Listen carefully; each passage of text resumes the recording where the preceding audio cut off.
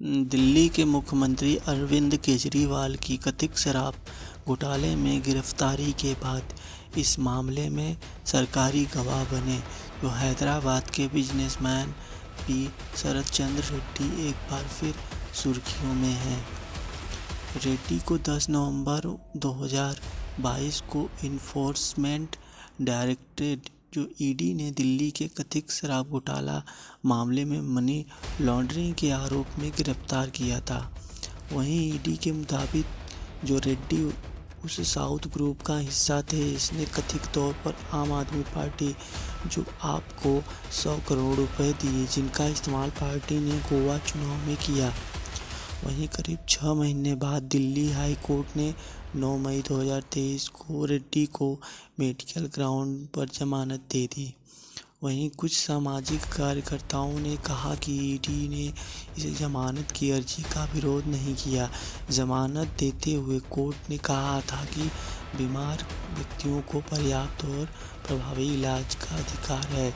वहीं कुछ दिन बाद 1 जून 2023 को दिल्ली की राउज एवेन्यू कोर्ट ने रेड्डी को सरकारी गवाह बनने की इजाज़त दे दी और रेड्डी को माफ़ी दे दी। इलेक्ट्रोल ब्रांड की जो कनेक्शन है उनका, वो जब रेड्डी को ईडी ने गिरफ्तार किया था तो उस वक्त वो ऑरोबिंदो फार्मा लिमिटेड नाम की कंपनी के डायरेक्टर थे। वहीं ऑरोबिंदो फार्मा का मुख्यालय तेलंगाना के हैदराबाद में है। चुनाव आयोग ने हाल ही में जो इलेक्ट्रोल ब्रांड की जानकारी सार्वजनिक की है, उसके मुताबिक ऑरोबिंदो फार्मा ने 3 अप्रैल 2021 और 8 नवंबर 2023 के बीच में 52 करोड़ रुपए के ब्रांड खरीदे। वहीं बात करें 3 अप्रैल 2021 को तो कंपनी ने 2.5 करोड़ रुपए के ब्रांड खरीदे।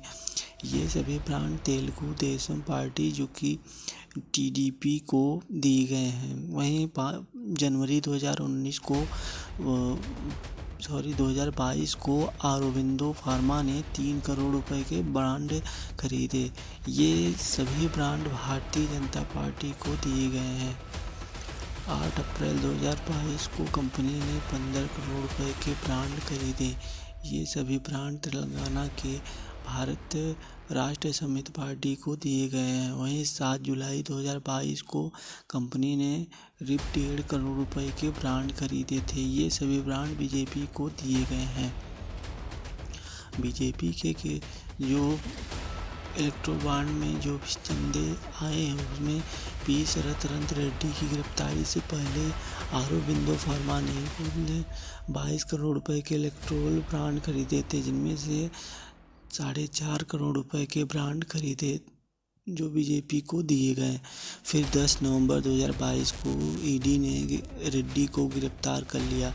इस गिरफ्तारी के 5 दिन बाद ऑरोबिंदो फार्मा ने 15 नवंबर 2022 को 5 करोड़ रुपए के ब्रांड खरीदे और वे सभी ब्रांड बीजेपी को दिए गए। बीजेपी ने ये ब्रांड 21 नवंबर 2022 को भुना दिया।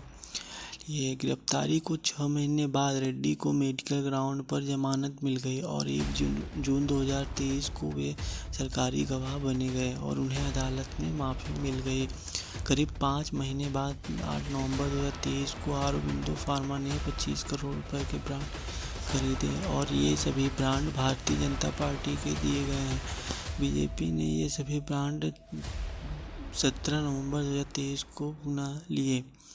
यानी कि रेड्डी की गिरफ्तारी से पहले उनके बाद में इस कंपनी ने बीजेपी को 34.5 करोड़ रुपए इलेक्ट्रोल ब्रांड दिए, जिसमें से 30 करोड़ रुपए के ब्रांड रेड्डी को गिरफ्तारी के बाद और उनके सरकारी गवाह बन जाने के बाद दिए गए।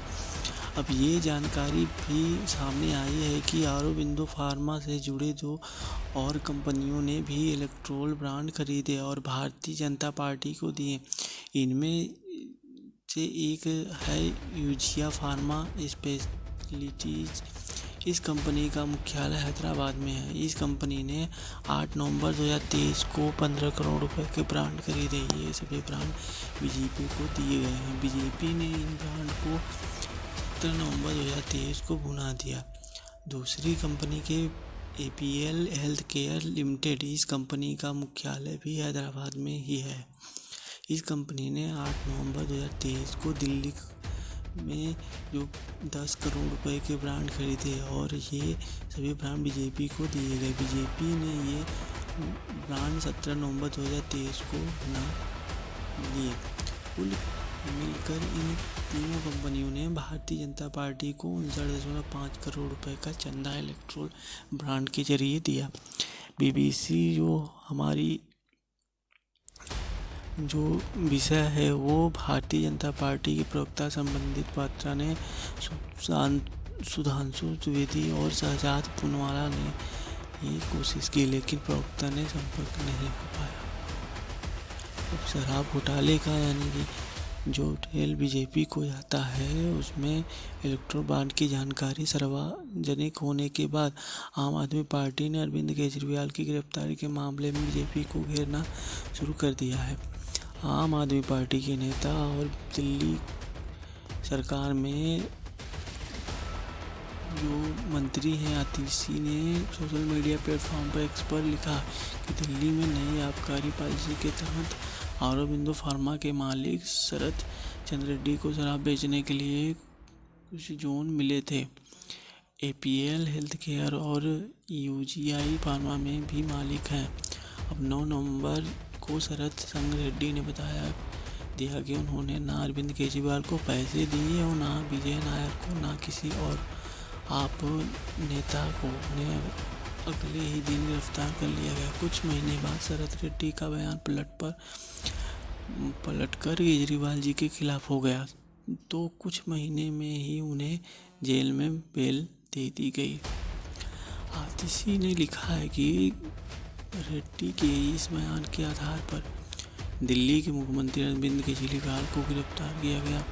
उन्होंने पूछा कि ये तो सिर्फ एक बयान है, मनी ट्रेल जो कहा है बीजेपी को उसने इलेक्ट्रोल ब्रांड के डाटा में से मनी ट्रेल साफ दिख जाता है।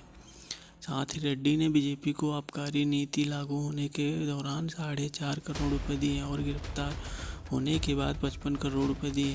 पहले वो गिरफ्तार हुए, फिर बीजेपी को पैसे दिए, फिर केजरीवाल जी के खिलाफ बयान दिया, फिर ED ने इन्हें छोड़ दिया, फिर उन्होंने बीजेपी को और पैसे दिए। आतिशी के मुताबिक जिस मनी ट्रेंड की तलाश 2 साल से हो रही थी इसका पता चल गया है। शराब घोटाले का मनी ट्रेल बीजेपी को जाता है, आम आदमी पार्टी को नहीं। साथ ही उन्होंने प्रधानमंत्री मोदी जी को चुनौती दी कि वो बीजेपी को घोटाले का प्रमुख आरोप बनाए और ED बीजेपी अध्यक्ष JP नड्डा को गिरफ्तार करे। ED की जो जांच है वो गंभीरता से चल रही है। अंजनी भारद्वाज एक सामाजिक कार्यकर्ता हैं जो सूचना का अधिकार, पारदर्शिता और जवाबदेही के मुद्दों पर काम करती हैं। वो इस बात को रेखांकित करते हैं कि दिल्ली की शराब नीति के मामले में 2 सरकारी गवाह हैं जिन पर ED निर्भर है। इनमें से एक ही कंपनी सत्तारूढ़ रूप जुदल चुनाव ब्रांड देते हुए दिखाई दे रहे हैं।